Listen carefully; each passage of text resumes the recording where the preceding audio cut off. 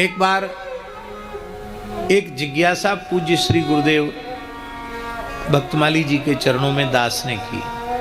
हमसे संतों ने पूछा था, हम ठीक से उत्तर दे नहीं सके, तो हमने पूज्य महाराज जी से पूछा कि महाराज जी, एक गोष्ठी में, एक सभा में, विद्वत गोष्ठी में एक बहुत बड़े विद्वान ने प्रश्न चिन्ह लगा दिया कि तुलसीदास जी वैष्णव नहीं स्मार्त थे। वृंदावन की एक गोष्ठी में हो, और एक बहुत बड़ी जगह पर यह बात कही गई। कभी बताएंगे कहाँ कही गई ये बात। और कहा कि वो पर इन बैरागियों ने उनको हठात बलात् अपने संप्रदाय का घोषित कर दिया। वस्तुतः तुलसीदास जी पूर्ण सनातनी थे, पंचदेवोपासक थे, वैष्णव संप्रदाय के नहीं थे। हम भी उस सभा में थे।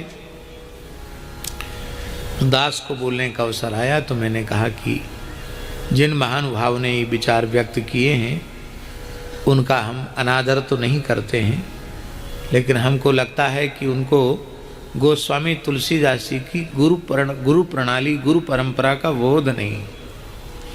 फिर जगत गुरु श्री रामानंदाचार्य जी से लेकर के और तुलसीदास जी तक की गुरु परंपरा का हमने स्मरण कराया। तब उन्होंने एक दूसरा प्रश्न कर दिया कि चलो आपके संप्रदाय में आप उनको परंपरा में मानते हैं, अच्छी बात है, लेकिन कोई भी परंपरा का व्यक्ति जब ग्रंथ लिखता है तो अपने स्वाचार्य का वंदन करता है। उन्होंने श्री रामानंदाचार्य जी का कहाँ वंदन किया? रामानंदाचार्य जी का वंदन कहाँ किया उन्होंने? पूरे बालकांड के मंगलाचरण में देख दो या आदि संत तक पूरे ग्रंथ में देखो, एक दोहा कोई रामानंदाचार्य जी के लिए लिखा हो तो बताओ। हम निरुत्तर हो गए, कुछ बोल नहीं सके। उत्तर हमारे पास क्या था? पर हमने पूज्य गुरुदेव श्री भक्तमाली जी से यह जिज्ञासा की। तब उन्होंने कहा, प्रसन्न होकर और गदगद कंठ से कहा, बोले पंडित जी महाराज, श्री राम जी में और श्री रामानंदाचार्य जी में गोस्वामी जी ने भेद ही नहीं माना। यदि भेद मानते तो अलग से आचार्य वंदन की आवश्यकता पड़ती, किंतु श्री राम ही रामानंद हैं, अलग से आचार्य वंदन की आवश्यकता पड़ती, किंतु श्री राम ही रामानंद हैं। श्री रामानंद स्वयं राम प्रादुर्भूतो महीतले। और इसके संबंध में एक उद्धरण महाराज जी ने दिया।